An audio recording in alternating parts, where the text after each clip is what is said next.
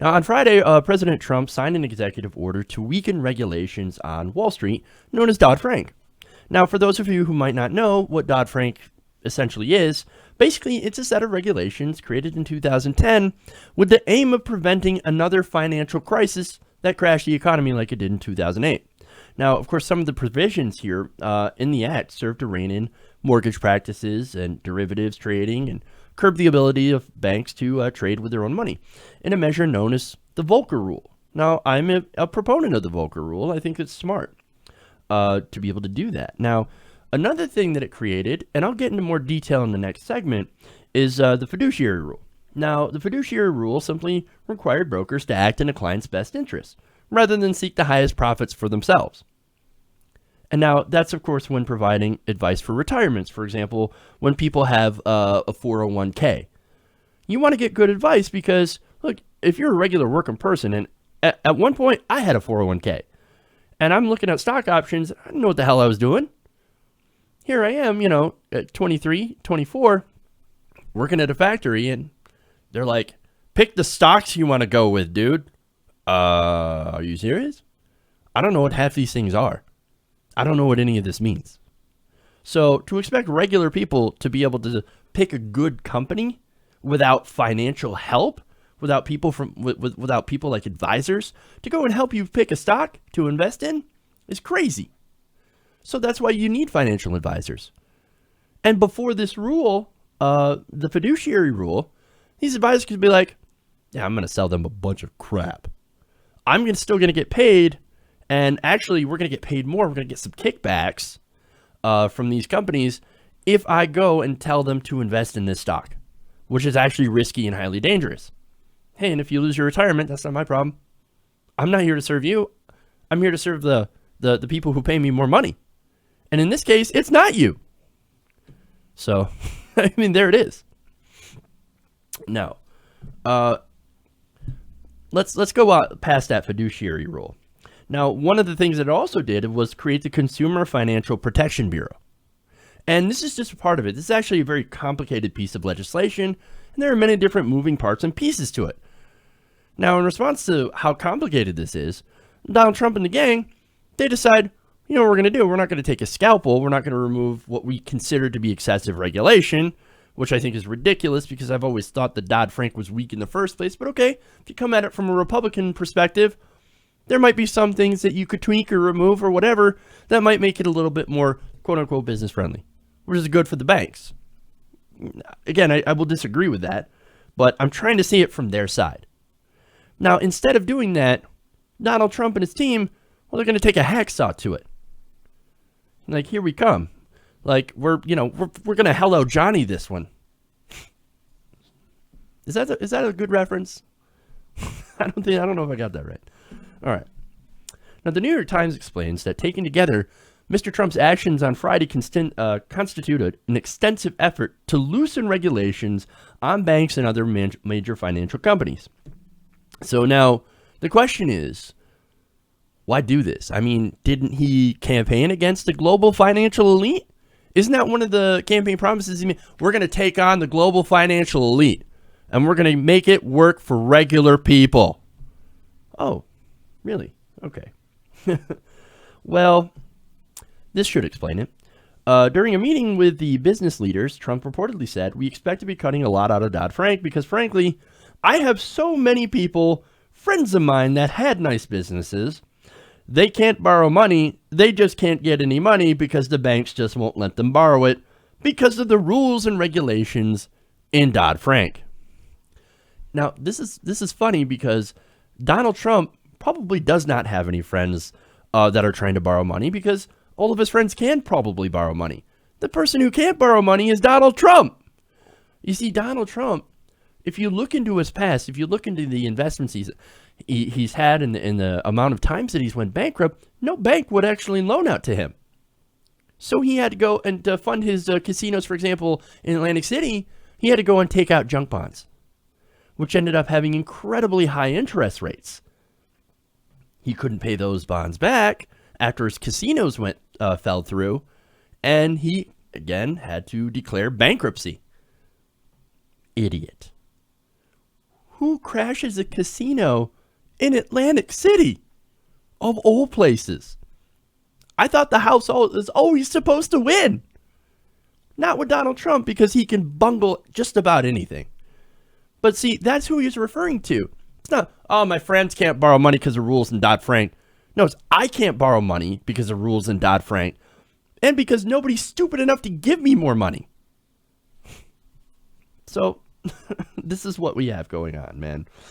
Now, Dodd-Frank basically just makes sure that companies can't do shady shit like sell you subprime mortgages and things like liar loans. And very high-risk loans and high-interest loans. The ones that Donald Trump was used to getting. Related to that is they prevent companies from loaning out money to people they know that they can't pay it back. And then going and betting on it, the fact that they'll default and can't pay those loans back. As for the claim that banks, of course, are not lending anymore, no. The Times notes that banks have increased their consumer lending, like credit cards and auto loans, and have generally expanded their lending to businesses. So again, what we have from Donald Trump is nothing more than alternative facts. That's what we have here. Now, they also point out that as he announced his goals on financial deregulation, Mr. Trump sat beside Stephen A. Schwarzman. Now, I'll get more into Schwarzman in the next segment. Now, Schwarzman is the chief executive of the private equity giant known as the Blackstone Group and the chairman of his business council, who said that the panel would, quote, advise the government on the areas where we could do things a lot better in our country for all Americans. Translation, for us and our shareholders, not for you. We're going to do what's best for us, not for you.